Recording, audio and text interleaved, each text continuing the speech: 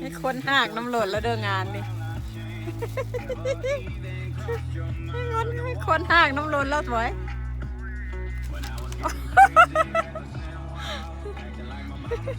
ให้คนหากน้ำหล่นแล้วเด้อ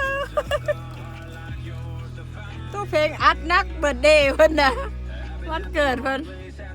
หากน้ำหล่นแล้วปอกแรกขับรถให้ปอกแรกก็กินบัตเสียขวดมีคนหากน้ำรถเด้อพี่น้องเรียกสี่ค่ะคนหากน้ำรถแล้วขับรถมาบ้านละ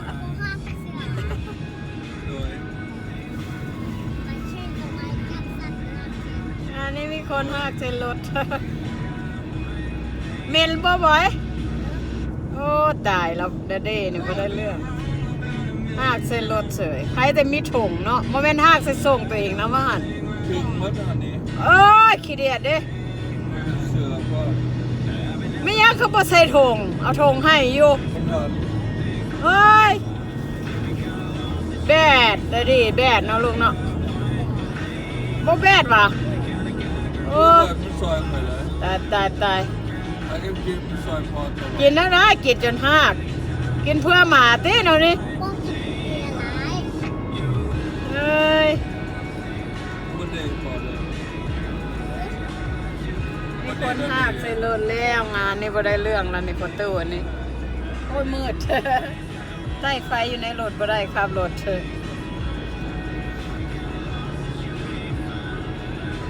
ต้มเห็ดเราเนี่ยเฮ้ยยัง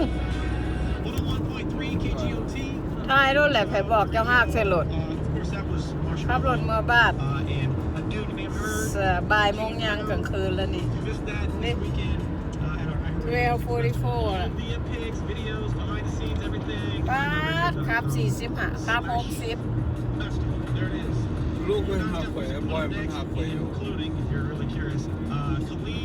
ขอให้ครับ45ครับ60โอ้เดี๋ยวมันก็เจอเด้ตายก็เพลงหากใส่รถแล้วเจมมันหักไปอยู่แอนมาเต็มหักเดดดี้วะจอดไฟแดงวะหักพออยู่โอ้ตายเดดดี้หักใส่รถเมาคือกันหักขับรถที่พ่อเมาแล้วลูกไม่ควรหักใส่รถเต็มเลย เบียร์